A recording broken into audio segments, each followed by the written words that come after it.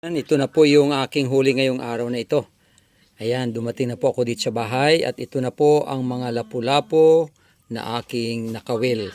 Ayan, sariwa pa. At inaasahan ko mga kaibigan na ito ay magbibigay ulit ng kasiyahan sa amin dahil masarap. Maraming isda na iba't ibang klase.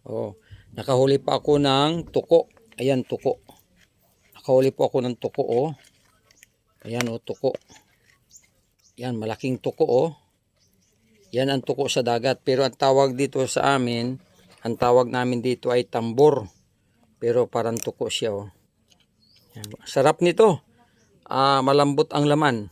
At yan ay aming pinapana noong kami ay maliliit pa at namamana. Yan ay paborito kong panain. Dito ko tinatama sa ulo. Dito. Kahit maliit lang yung aking pana ay nangingilig dahil narito yung kanyang brain.